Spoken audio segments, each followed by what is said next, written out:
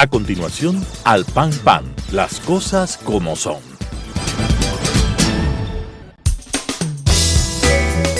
Clasificación B, bajo supervisión de un adulto.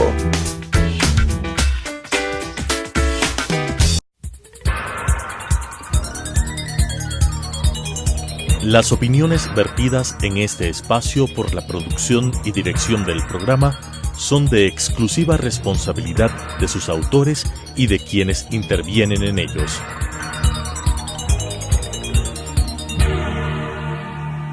Telesucesos Canal 29 UHF presenta Al Pan Pan, las cosas como son. Coyuntura y calidad de la democracia con la conducción de Patricio Aro. Al Pan Pan, las cosas como son. Cordiales saludos a la gran audiencia de Telesucesos que semana a semana nos sigue y nos acompaña a decir las cosas como son. César Ulloa Tape y su servidor Patricio Aro Ayerbe les agradecemos por ser parte de nuestra sintonía. En esta oportunidad nos acompaña Darwin Gijón, analista, para considerar y decir las cosas como son sobre lo que ha sucedido en el mes de octubre en Sudamérica, violencia y democracia. Bienvenido Darwin, César, bienvenidos, gracias por decir las cosas como son. Muchas gracias Patricio, un cordial saludo a Darwin, siempre será un honor tenerte Darwin en este espacio.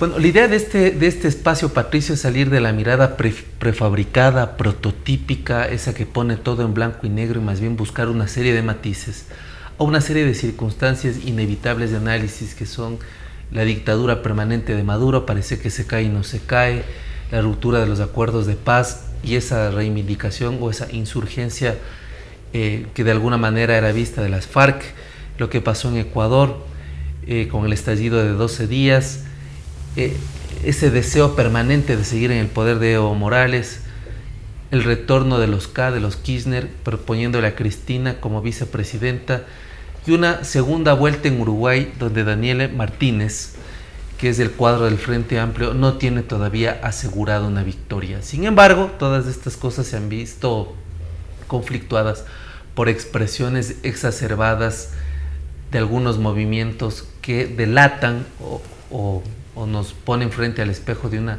desconexión entre el mundo de la política y la sociedad, Darwin.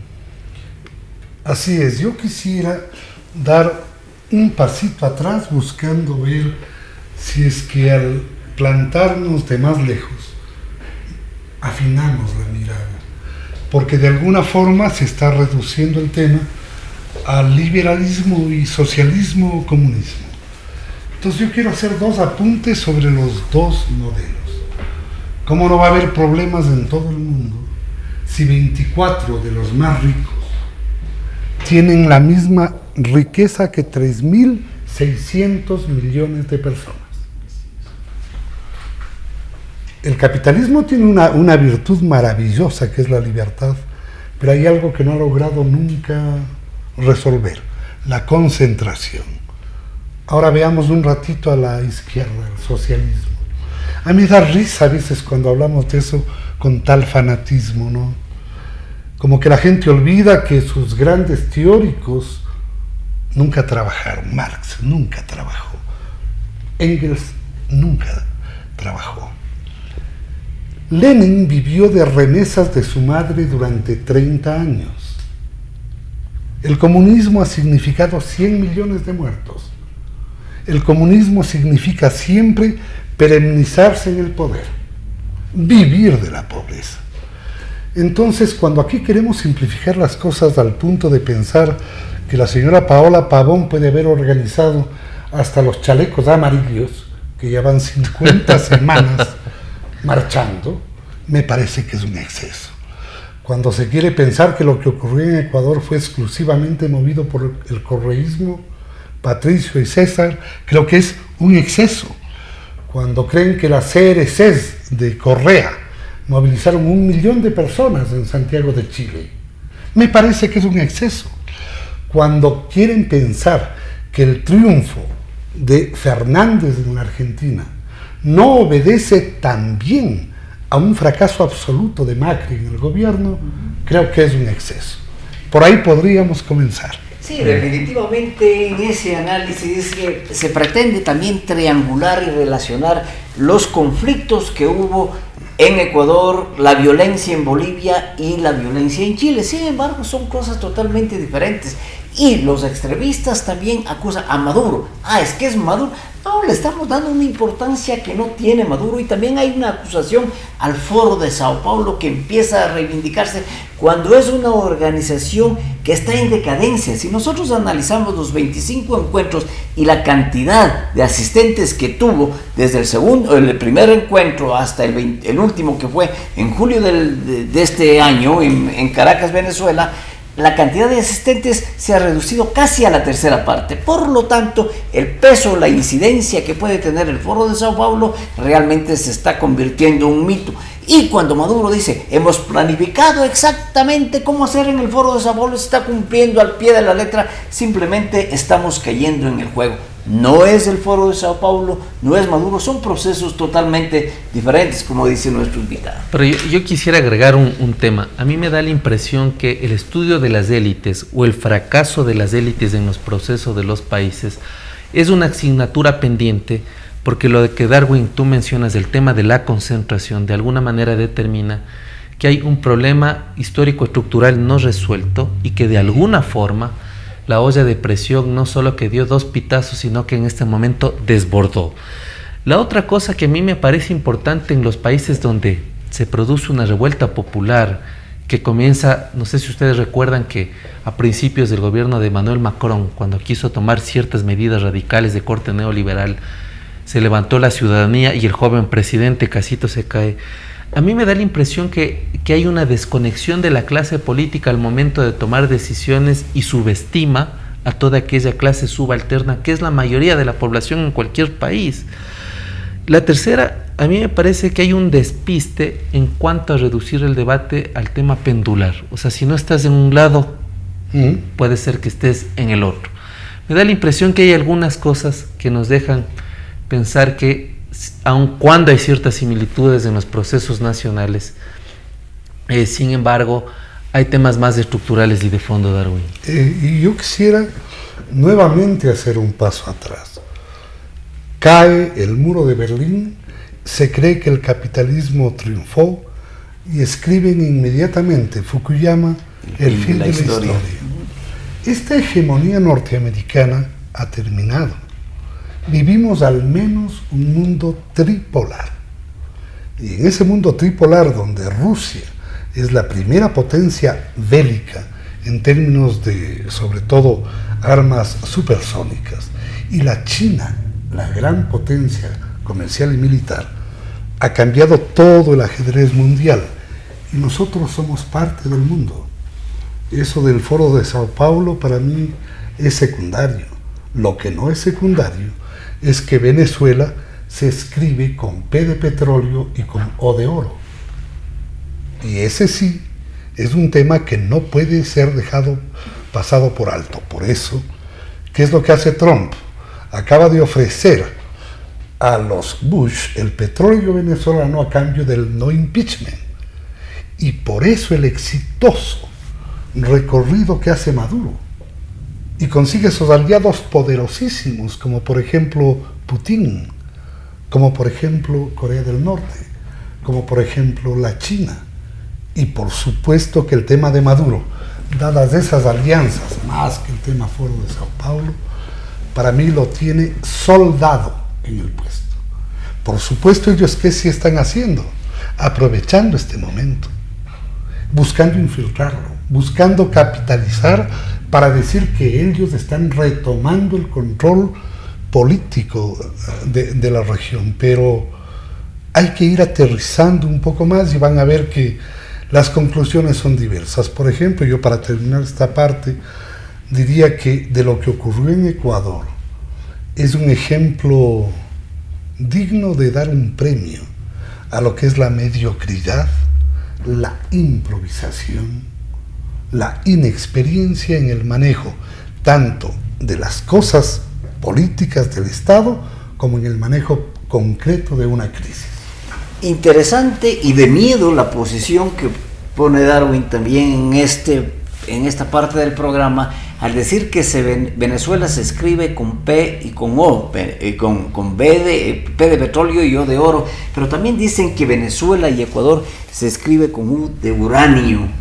Entonces, claro, las relaciones con potencias nucleares es sumamente peligrosa, porque lo que buscarían es la explotación del uranio para alcanzar realmente la hegemonía bajo el control de las armas nucleares. Entonces eso es sumamente peligroso, no solamente para el Ecuador o para las potencias nucleares, es peligroso para el mundo, para la sobrevivencia propia del mundo. Sin embargo, los dos extremos se han manifestado tanto en Chile cuanto en Ecuador. En Ecuador la protesta se dice que fue por la extrema izquierda, mientras que en Chile fue una reacción contra la extrema derecha. Los chilenos impusieron un grito de guerra que decía: no es por 30 centavos, es por 30 años. Y se dijo que se ajustó la tuerca demasiado. Entonces esa clase media chilena reaccionó. Entonces no es una lucha ideológica, no es un concepto ideológico el que se manifestó y explotó, es una reacción propia de una clase media apretada, ajustada por el exceso del capitalismo también.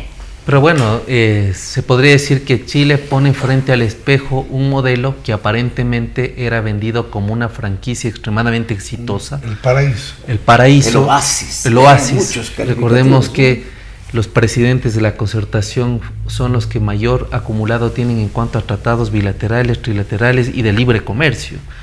Pero finalmente el sistema de seguridad social chileno es el más excluyente. El sistema de acceso y cobertura a los distintos niveles de educación, sobre todo el superior, es casi muy marginal. Y la tercera cosa, que la cantidad de dinero que necesita un promedio, un habitante chileno para vivir en Santiago es un tema asfixiante. Entonces explota un modelo que no es cierto, pero por otra parte a mí también me parece que estos presidentes que tienen un signo económico de un modelo liberal, recordemos que en Chile estuvo operando los discípulos de Milton Friedman de la escuela de Chicago, los Chicago Boys, nos ponen en evidencia un tema que me parece interesante. Resulta que quienes suceden a los gobiernos del giro a la izquierda terminan siendo los mejores jefes de campaña para que vuelvan sus antecesores. Y en el caso de Macri, antes de iniciar el programa conversábamos con Darwin, contigo Patricio, que Cristina Fernández deja un tipo de paridad cambiaria de a 20, de 22, y luego termina Macri dejando un tipo de cambio casi a 70. Entonces, claro, la gente no come cuento, Darwin. La gente se da cuenta que algunas recetas posiblemente que se pensaban para salir del justicialismo extremo del Frente para la Victoria kirchnerista tampoco fueron las más adecuadas. Yo lo que creo es que el Ecuador tiene gente de derecha de última, solamente especuladores dedicados a la cosa financiera o al comercio y no a la producción. Hay países capitalistas que implementan políticas liberales orientadas a la producción. Aquí no. Son primero especuladores, segundo pésimos para leer, pésimos, no leen nada, y cogen recetas y nos tenían con el cuento 30 años de que Chile es la maravilla, que Chile ya llega a ser el primer país de Latinoamérica que llega al primer mundo. Ese ha sido el sueño. Yo quisiera oírles ahora a los Dajica, a los Sueta, a todos. Cuando Piñera dice, pido perdón, ya les he escuchado. Los abogados saben decir que aceptación de parte, relevo de prueba. Los que aquí querían privatizar las pensiones, recuerdan, allá las privatizaron. $1 de cada $4 gana la aseguradora. La pensión promedio en Chile es equivalente al salario mínimo vital. Las medicinas en Chile son de un costo impresionante. La concentración de la riqueza en Chile es absoluta. En los últimos 20 años, mientras el salario en Chile subió 25%, el costo de la vivienda subió el 150%. Y tienen todo liberado: luz, agua, transporte carísimo, etc. Ojalá pudiéramos aterrizar un ratito en el tema del Ecuador, que me parece que es algo que nos afecta muy directamente. Y yo tengo la percepción de que estamos viviendo lo que se llama calma chicha, y que en cualquier momento esto reexplota y va a reexplotar muy fuerte, porque la movilización significó que la población incluso tuvo miedo. Y cuando la gente tiene miedo, luego suele reaccionar violentamente. Sí, Darwin, si la extrema o los políticos de extrema derecha son de última, los de extrema izquierda también son de última. No, tal vez peor. Ellos realmente, ¿qué es lo que buscan? Buscan el caos, buscan la extorsión y además buscan llevarse el país. Y eso es lo que ha sucedido. Entonces, sin trabajar, como sabemos por la historia que los ideólogos de la izquierda nunca trabajaron, tampoco los actuales líderes de la izquierda en el país no han trabajado nunca. Sabemos y se encontró miles de euros y de cantidad de dólares en manos de algunos líderes de izquierda que nunca trabajaron. Viven Entonces, de la revolución. ¿De dónde? ¿De qué viven? Exactamente de la revolución. Pero, claro, la idea en la que la mayoría de los ecuatorianos pensamos, claro, la moderación, el centro equilibrado, potencialmente sería una alternativa que el Ecuador debería adoptar. Ya vemos que algunos candidatos de los extremos obviamente se están moviendo, entre comillas, hacia el centro con la finalidad de moderar sus posturas y sus posiciones. Entonces sí, los extremos han sido terribles, no solamente para el Ecuador, sino para Sudamérica, y estamos viendo claramente los ejemplos de violencia que se ha suscitado en América del Sur, partiendo de Ecuador en dirección al Cono Sur. Pero parecería que la protesta, la movilización, la reivindicación por demandas legítimas y justas no solo es en América del Sur.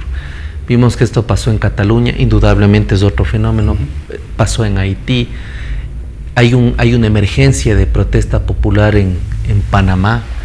Es decir, el mundo parecería que sufre una crisis de representación y hay una desconexión total entre la clase dirigente de las distintas ramas, sectores, sobre todo la política con la ciudadanía. Pero una de las cosas que a mí me ha llamado poderosamente la atención es el papel de los jóvenes en estas marchas. Hay una concentración demográfica, un bono demográfico, nunca antes el mundo tuvo gente tan joven, en tanta cantidad, pero gente además sin posibilidades de nada. Es decir, gente que no trabaja, que no estudia y que está atada a un montón de cosas. A ver, es que hay varios temas, pero yo quiero primero topar un tema del Ecuador. Yo creo que la habilidad del mediocre gobierno de Moreno ha sido vendernos que todo siempre es culpa de Correa y ahora que es de la izquierda. Como que aquí no hubiera pobreza, como que no hubiera afectado aquí. No decían que Loto estaba en diálogo 8 meses y que ya iba a acuerdos. Pues ¿cuál fue el resultado? Nunca habían tratado el tema. Se han negado inclusive a tratar la carta de intención en la asamblea con detalle. Cogen y lanzan un paquetazo brutal. Y por instrucciones de estos que manejan la posverdad, los ministros, en una actitud que da pena, se dedican a tratarle al presidente todo el tiempo: valiente presidente, presidente valiente, valiente, valiente, valiente, valiente, valiente. Sale Moreno en cadena nacional y dice: estoy decidido. Entonces el presidente valiente y decidido tiene una movilización social que no es exclusivamente con alguien, ¿sí? ¿Y qué es lo que hace? Ya no es ni valiente ni decidido. Va y afronta un diálogo en las condiciones más íngrimas que puede imaginarse. Miren, yo no diferencio el poder gubernamental ni el Estado como una familia. Tú no puedes venir a tratarme a mí de patojo de mierda y aspirar que yo me siente contigo y te dé la mano a los minutos y que no haya un ministro que le ponga en el puesto a quien ofende a un presidente de la República. Y él tampoco se hace respetar. Y ahora, ¿qué es lo que dicen? La historia económica del país es simple. Correa es malo, perverso y ladrón, nos dejó muy mal. Por lo tanto, todo es culpa de él. Y ellos se han seguido en deuda y en deuda y en deuda. ¿Y qué han hecho? No han hecho absolutamente nada. Y para salir del hueco fiscal, Díganme, ¿qué tiene que ver con salir del hueco fiscal que en la ley Trole que acaban de mandar, nuevamente los banqueros puedan ser dueños de otras actividades en el campo productivo, financiero y económico? Todo es para el Fidelegas. Entonces, claro, Fidelegas se volvió tuitero. Es realmente cómico. Fidelegas tuiteando. Dajic poniendo demanda a Vargas. En una movilización que fue tan loca que sale un ministro de defensa arcaico a morir, casi a declarar la guerra. Sale el otro valiente y decidido.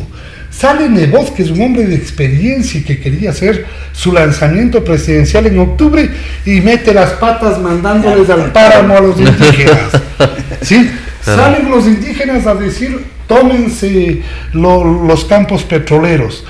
Y estamos en un mundo tan de estos minusválidos mentales, que cada uno compite en cometer errores, que hasta la Paola Pavón dice que ha tenido drogas en la casa, que el Virgilio Hernández ha dejado la plata en la casa.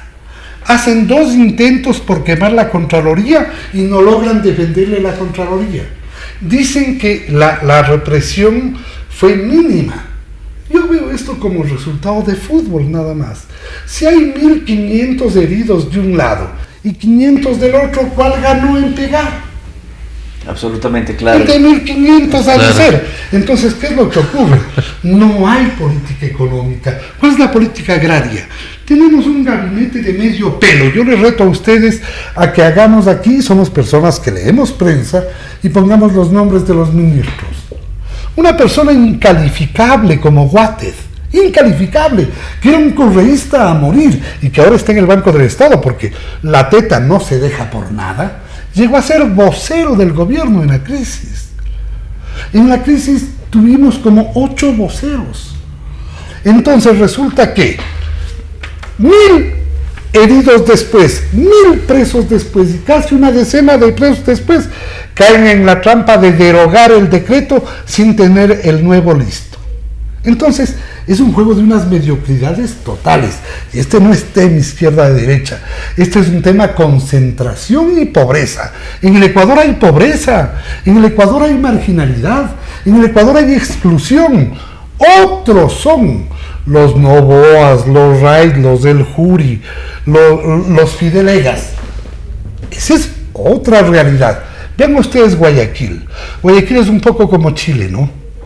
Guayaquil, el modelo exitoso. ¿Cuántos años de modelo exitoso tienen? 27 años. 27 no años. Es poco tiempo, ¿no es cierto? Claro. ¿En qué ciudad existía más pobres en todo el país? En Guayaquil. Hoy ha variado eso en Quito por el tema migración. Claro, en Quito es la ciudad que concentra más. Por el tema migración. Pero en Guayaquil es donde ha estado concentrada más la pobreza. ¿Por qué?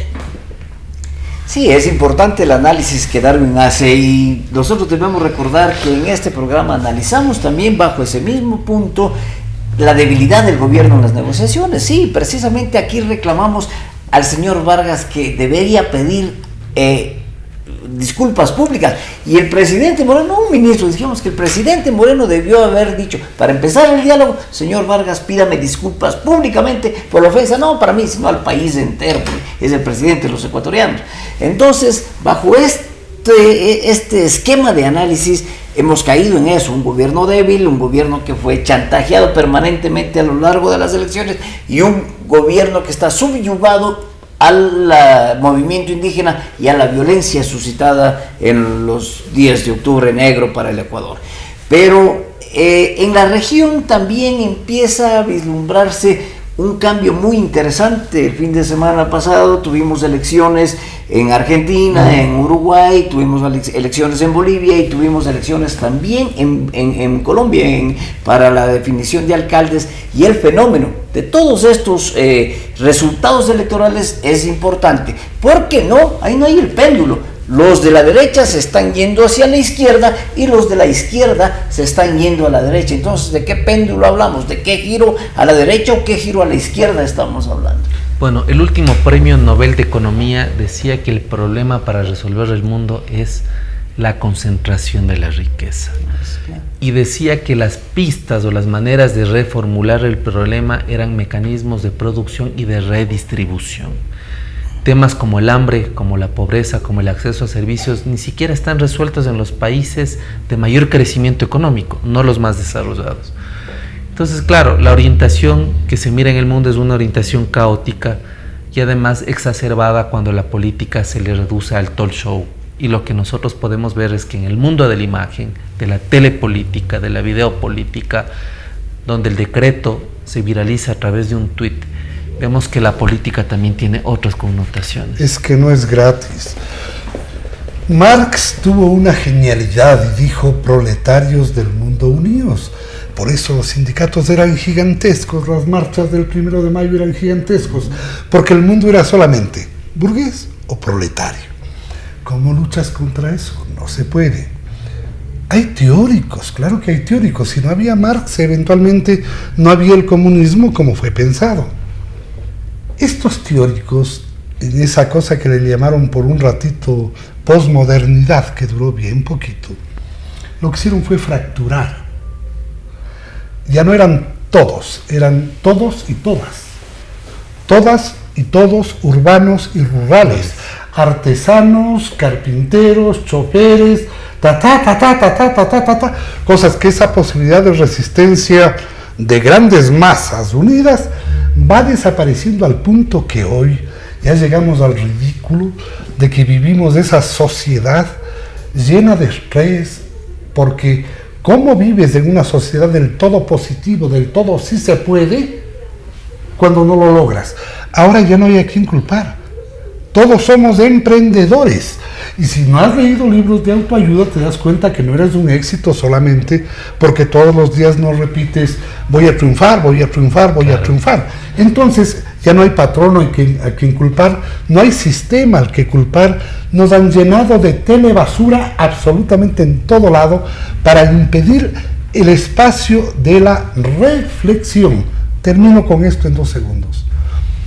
Antes de analizar era complejo porque acceder al conocimiento no era fácil. Ahora Dios está aquí, se llama Internet. Dejemos un poco de ver yuchas y veamos datos para formar mejor una opinión. Sin embargo, esa comunicación en la que se hablaba y que dejemos de leer o de ver basura para leer las noticias está así precisamente en nuestro celular. Pero hay mucha confusión también porque las noticias falsas son parte de las redes y tienen un altísimo porcentaje de información absolutamente falsa. Entonces hoy mismo el mundo entero tiene unas declaraciones de un diácono del Vaticano en donde dice que los gobiernos de izquierda tienen los millones que robaron a sus respectivos países en el Banco del Vaticano. Y el Vaticano sale a desmentir. Entonces, ¿es una noticia falsa o no la es? Sin embargo, son parte del análisis y son parte de la cuestión que nosotros estamos viendo permanentemente. Por el Internet y gracias al Internet nos enteramos inmediatamente que Uruguay iba a una segunda vuelta, que en Bogotá ganaba la alcaldía mayor una mujer y una mujer lesbiana además. Ya no del partido de extrema izquierda o de derecha en los dos casos en que se disputa Colombia, sino del Partido Verde, que es un partido de centro y obviamente parte de la conservación del medio ambiente. Entonces, este clima de red realmente genera también un aspecto muy importante que no debemos descuidar. Por eso hay que crear ciudadanos para la sociedad de la información, la comunicación y el conocimiento, Patricio. Así es, de esta manera, con César Ulloa Tapia, su servidor Patricio Aro Yerbi, nuestro invitado especial Darwin Gijón, hemos dicho las cosas como son. Al pan pan. Las opiniones vertidas en este espacio por la producción y dirección del programa son de exclusiva responsabilidad de sus autores y de quienes intervienen en ellos.